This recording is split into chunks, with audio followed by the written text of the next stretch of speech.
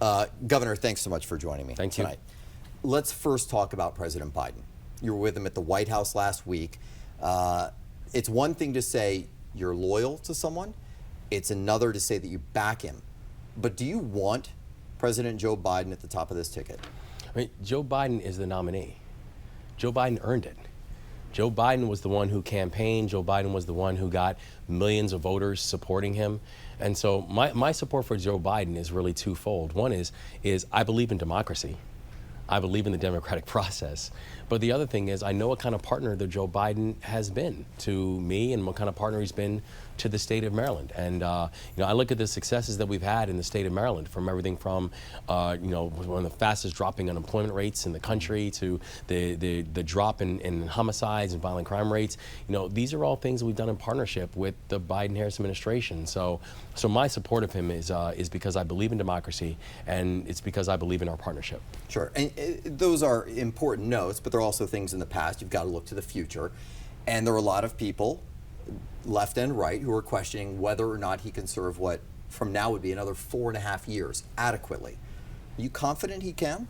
I'm not just confident that the people have spoken.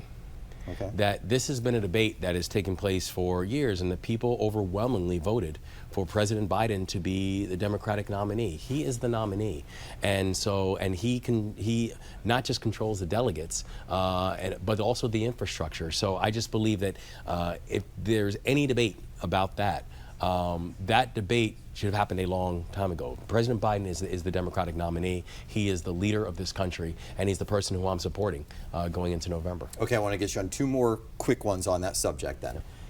If he were to decide he's getting out, who do you think should replace him?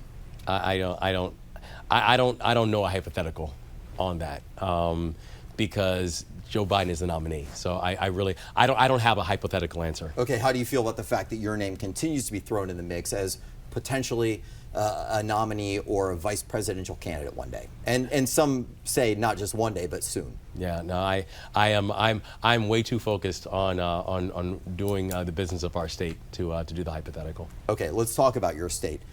Crime in Maryland. Yeah. Obviously a top topic. We saw another child this weekend, a 6-year-old in Temple Hills, shot and killed. I know that you can point to statistics that show that those numbers are going down, that you are making progress. But as much as you can say you're trying, police can say they're trying, prosecutors can say it, it's not working enough.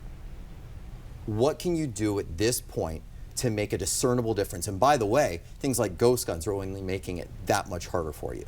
Yeah. So what are you doing to those frustrated residents who are sitting there saying, enough is enough, we need help, we need more help? Yeah, you're absolutely right. I mean, the fact that we've had historic drops in homicide rates and in violent crime during my time in office, it's not enough.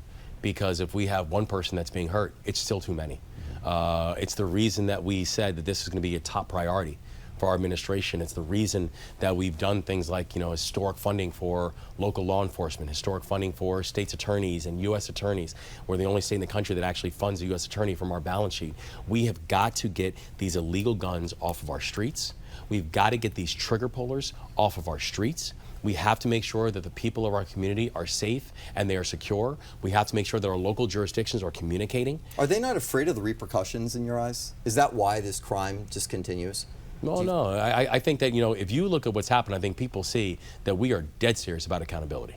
And if a person wants to commit a violent crime in our state, if a person wants to take someone's life in our state, you will be held to account. And I think people understand that and people see that. We just have to make sure we keep the pressure on, because as long as one person is being hurt, it is still too many, despite the fact that we are having historic drops when it comes to violence and homicides in our state right now. All right, you're seeing drops there. When it comes to carjackings, we're seeing more youth these days, the ones in handcuffs, sometimes more than adults. Yeah. You've talked in your own past about having a troubled time as a youth at one point and figuring out a path forward, and you did. Are the resources not there these days in Maryland to make sure other people see that better path? Yeah, I mean, we have, we've put historic resources in making sure that there's accountability. And that means both accountability for the youth that are involved in crimes. People need to understand, regardless of age, there needs to be accountability if you break the law. And there's got to be an accountability for the systems, whose job it is to make sure that these youth are supported and to make sure these youth are rehabilitated. There needs to be accountability all across for all of them. And that's another great example where, I know the stats are showing that we're moving in the right direction. If you look at juvenile homicides, we're down 50% in juvenile homicides than we were year on year. If you look at juvenile non-fatal shooting and just shootings of juveniles, we're down 50% from where we were last year. So the numbers are moving in the right direction, but we still have got to make sure we're keeping the pressure on, because as long as there is a child in need, or as long as there is a child being hurt or a child hurting somebody else, we know that there's still more work to do. Speaking of children, are you at all considering trimming the blueprint for education? Are you at all considering trimming the blueprint for education? Well, I think we have to make sure we have a sustainable public school system. That's where the vast majority of our children are educated. We've made historic investments in public education, and we are going to continue making historic investments in public education.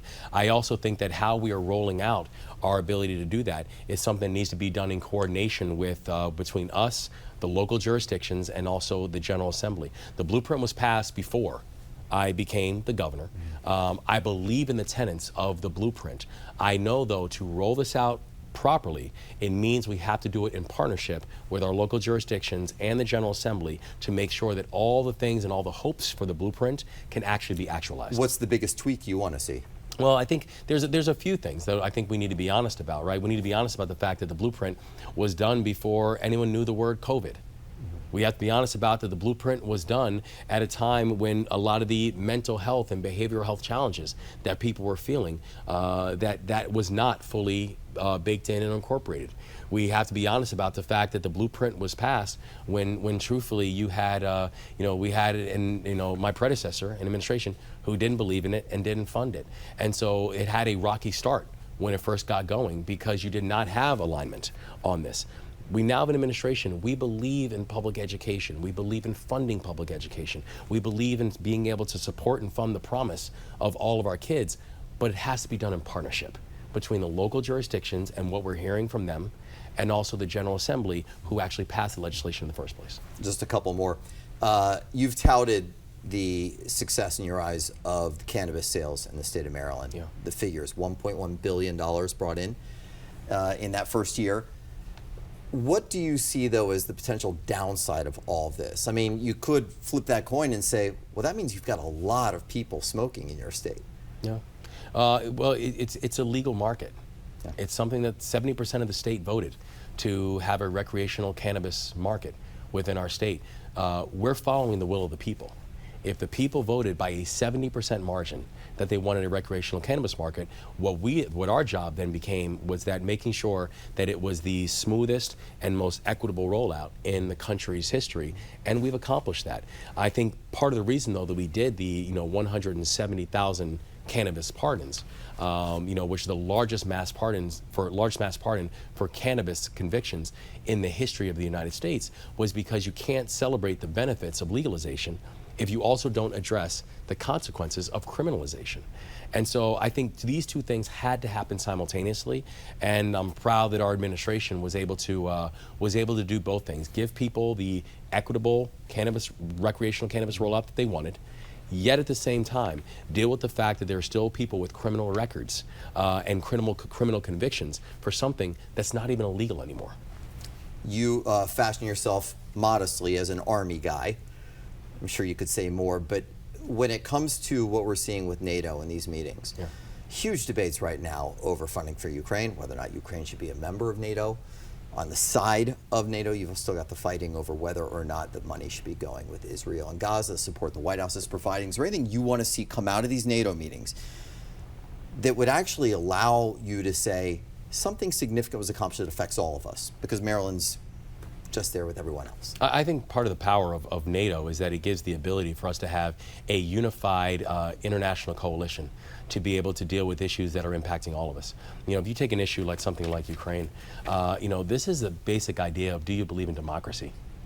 Do you believe in the basic idea that an individual country's autonomy should matter? Should Ukraine become NATO member? I think that right now, I think the battle for Ukraine is still very much up in the air. And I think what we're seeing from NATO and what we're seeing from the NATO allies is that this is now giving them an opportunity to show that with a unified international voice, that we are saying that democracy does matter inside this moment. And so the hope that we would have is that the intention of NATO is that it gives an opportunity for the world community to be able to debate, discuss, unite on issues that we can be united on, and then say, what does a unified front look like from a global community to address issues that are impacting all of us? These are all big challenges, so let's bring it home for the final one. You've got your feet under you. You've been governor for a while now. Yeah. What is the biggest challenge for you, personally and professionally, in this job? What is the hardest thing for you to do, and that's not going to go away easily? Well, I think one of the biggest things that we continue to try to push and stress is we've got to get Maryland's economy moving in a way that actually respects the assets that this state has. You know, we have gone where over an 8-year period before I became the governor, that Maryland's economy had basically grown by 3%. Mm-hmm. The average state in this country during the same period of time had grown by 11%. We were watching how we saw essentially flat revenues and flat budgets, flat revenues, but our budget was going up, continued to go up, which continue to create that gap. And so the biggest thing that we have to do is we have to be fiscally smart and fiscally disciplined. We have to be able to control our spending. We have to be able to create mechanisms of growth. We have to be able to incentivize businesses to want to come to Maryland and stay in Maryland. We have to make sure we're getting more people in the economy. And that's why we make historic investments in things like childcare and things like, enrollments in Medicaid, because if people do not have childcare, they can't get to work. And so that's the thing that we have got to continue to stay laser focused on and frankly disciplined on. Controlling our budget growth. And I'm proud of the fact that, our administration for the past 2 years has been the first time in over a decade that you had an administration for 2 straight years now has watched your budget actually go down. We're actually decreasing Maryland's budget. The 8 years prior to us coming on board, it increased every single year, despite the fact that the economy was not growing. That is unsustainable, and we cannot continue that pattern. Okay, that's the professional answer. What's the personal answer? What's your biggest challenge personally as governor from here on out? I think as long as Dawn Moore, our state's first lady, is good, then I'm great. Happy wife, happy life. Happy wife, happy life. Governor, thanks very much. Thanks so much, Scott. Appreciate it. Thank you.